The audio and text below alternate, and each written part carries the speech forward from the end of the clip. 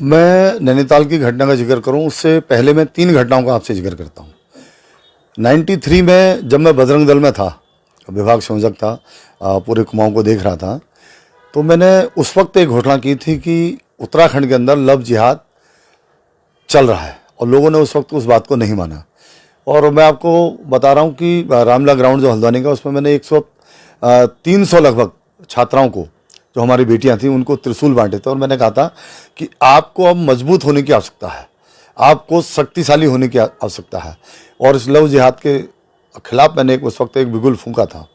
दूसरी घटना में आज से 3.5-4 वर्ष पूर्व की, 3 वर्ष पूर्व की, लगभग 3-4 वर्ष पूर्व की मैं आपको बताता हूँ। भीमताल में, भीमताल से आगे पदमपुरी से आगे एक गाँव है, उस गाँव में एक विशेष वर्ग के लोगों ने लगभग 60 प्लॉट वहाँ पर खरीदे।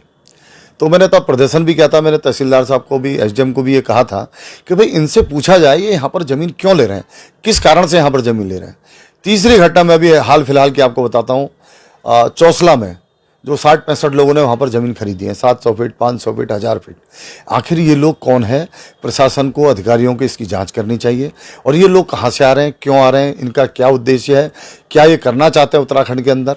ये 3 घटनाएं मैं इसलिए आपको बता रहा हूँ कि चौथी घटना को हम इससे जोड़कर देख सकते हैं। एक घटना इसी बीच बागेश्वर में घटित हुई, आप सबको पता है, जिसमें सरकार ने तुरंत एक्शन भी लिया, 2 लोग जेल भी गए कि वो वहाँ पर उनको आमंत्रित किया गया बागेश्वर के मेले में और उन्हें रोटी में थूक डालकर लोगों को खाना वहाँ खिलाना प्रारंभ किया। ये सारी घटनाएं मुझे लगता है कि कुछ इस तरीके के मिशन को अंदेशा देती हैं, संदेश देती हैं कि उत्तराखंड के अंदर डेमोग्राफी, जो हम बार बार, हमारे मुख्यमंत्री जी भी बार बार कह रहे हैं, माननीय धामी जी का साफ कहना है कि हम उत्तराखंड की डेमोग्राफी को चेंज नहीं होने देंगे, उस तरफ इशारा कर रही है। और कुछ लोग इसके पीछे षड्यंत्र कर रहे हैं, साजिश कर रहे हैं और एक मिशन के तहत इस काम को कर रहे हैं। मुझे ऐसा प्रतीत होता है कि ये मिशन के तहत एक काम हो रहा है। एक जैसे मिशन उत्तराखंड को डेमोग्राफी चेंज करने के लिए कुछ लोग इसके पीछे काम कर रहे हैं। अभी आपने जो बात की, मैं लगभग जो पिछले 10-12 वर्षों का जो आंकड़ा है, जो मैं कहीं पर पढ़ रहा था किसी मैगजीन में, कि लगभग 4-4.5 लाख लोगों ने यहाँ से बाहर नौकरी करने के लिए गए हैं इस उत्तराखंड से, लेकिन उसके बावजूद 30% मतदाता बड़े हैं। वो कौन मतदाता हैं, कहाँ से आए हैं, कैसे आए हैं, क्यों आए हैं, उनका भी सत्यापन होना ही चाहिए।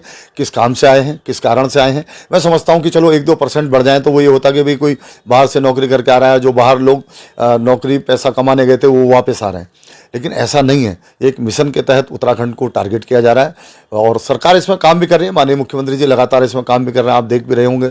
अवैध मदरसे हों, अवैध मज़ारे हों, सबको तोड़ा जा रहा है। लेकिन उसके बावजूद भी मैं विशेष रूप से जो स्थानीय अधिकारी होते हैं, स्थानीय जो लोग होते हैं, एसडीएम हो, सिटी मजिस्ट्रेट हो, डीएम हो, इनसे भी निवेदन करना चाहता हूँ कि उनको भी इन पर पैनी नज़र रखनी ही होगी और इनके सत्यापन के लिए काम करना ही होगा।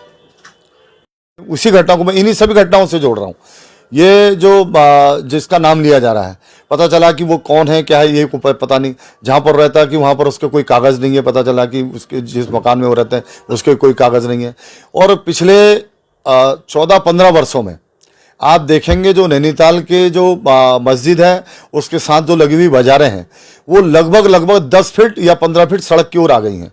किसी ने कोई ध्यान ही नहीं दिया किस प्रकार से उनके मकान बन रहे हैं, किस प्रकार वो मकान बना रहे हैं, कौन लोग हैं, क्या लोग हैं, कोई सत्यापन नहीं, कुछ नहीं। मैं सरकार से भी, सरकार वैसे इसमें माननीय मुख्यमंत्री जी लगातार इसमें काम भी कर रहे हैं। आपने देखा भी होगा, चाहे वो मदरसे वाले मामले हों, मज़ार वाले मामले, जो अनधिकृत हैं, जो अवैध हैं, उन सबको हटाया जा रहा है। तो इस बीच मुझे ये भी मानना है कि कोई भी बाहर से व्यक्ति अगर उत्तराखंड के अंदर प्रवेश करता है तो उसका सत्यापन होना जरूरी है। वो कौन है, कहाँ से आया, क्या आया। अभी ये घटना भी मैं आपको दिला दूँ, अभी तुरंत ही जो हल्द्वानी में घटित हुई है, जो एक फैक्ट्री जो अनधिकृत रूप से चल रही थी, जिसके कोई भी एक भी कागज नहीं उस व्यक्ति के पास, उसका यहाँ रहने का स्थायी निवास नहीं, वो यहाँ रहता नहीं है, मेरठ का व्यक्ति है। यहाँ के वो बच्चों के, मतलब बच्चों के लिए जो सॉफ्ट ड्रिंक बना रहा था, उसमें उस प्रकार की गलत चीज़ें उसमें मिला रहा था, तो तुरंत उसको सील किया गया। इस प्रकार की सभी फैक्ट्रियों का, सभी लोगों का, सभी आदमियों का, सभी चीज़ों का सत्यापन होना बहुत ही जरूरी है, अत्यंत ही आवश्यक है उत्तराखंड की सेहत के लिए, उत्तराखंड के भविष्य के लिए और उत्तराखंड के लिए।